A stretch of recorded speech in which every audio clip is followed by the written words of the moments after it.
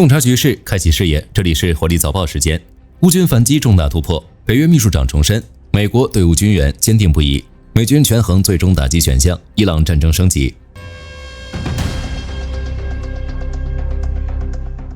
乌克兰空中突击部队通报，在奥列克桑德里夫卡方向的反攻行动中，乌军以摧枯拉朽之势成功收复了约440平方公里的领土，并全面解放了9个定居点。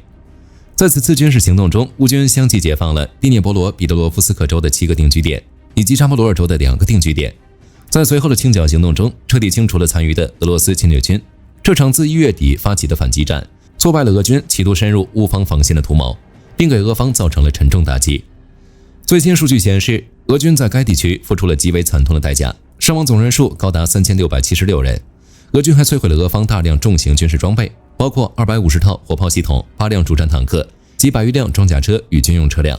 乌军在打击俄方无人机网络方面也取得显著战果，成功击落1283架固定翼无人机，摧毁104个无人机控制节点。另一方面，针对近期个别媒体关于美国对乌军援可能生变的不实报道，北约方面予以了坚决驳斥。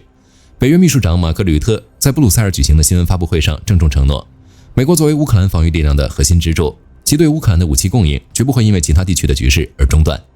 吕特强调，通过 POL 机制提供的防空系统与关键拦截导弹正在稳定地运抵乌克兰前线。自2025年夏天以来，该机制已保障了乌克兰爱国者防空系统 75% 的导弹需求，以及其他防空系统 90% 的弹药供给。中东地区面对伊朗持续封闭霍尔木兹海峡及阻碍外交谈判的破坏性举动，美国正采取果断措施，以维护国际秩序与地区稳定。据美媒报道，为了早日结束该地区的动荡局势，美国国防部正在精心筹划一系列具有决定性意义的军事选项。美方官员指出，在和平谈判陷入僵局之际，必须通过强大的军事威慑力来创造撮合筹码。具体而言，美方正在评估4项精准的战略打击方案，目标就是彻底瘫痪威胁地区安全的军事和能源设施。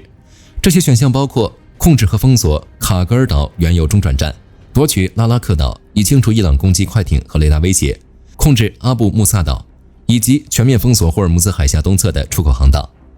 针对伊朗潜在的核扩散威胁，美军已制定了深入其内陆的严密预案，重点锁定并彻底控制深埋于加固掩体中的高浓缩铀设施，甚至不排除对支持其好战政权的能源网进行大规模精确打击。为配合这些捍卫和平的军事部署，美方正在向中东地区增派精锐力量，包括多个战斗集中队、1支海军陆战队远征部队，以及第82空降师指挥部及所属步兵旅。以上增援力量将于近期陆续部署到位，随时准备应对任何升级挑衅。今天的早报到这儿就结束了，美国如何动手，火力军将持续关注，下期见。好的，各位观众朋友们，我们频道一直在聊真实的军事资讯和武器装备，后台也经常有朋友问，有没有值得推荐的入门级模型？今天就和大家分享一款近期接触到的产品。首先，它的外形还原度做得相当不错，比例准确，武器上的一些关键细节和标识也都有体现，材质也说得过去，拿在手上有不错的分量感。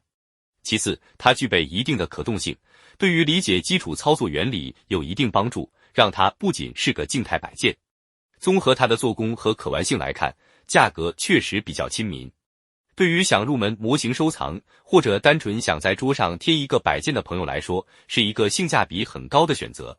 商品链接已经给你们上了，感兴趣的朋友可以自行了解。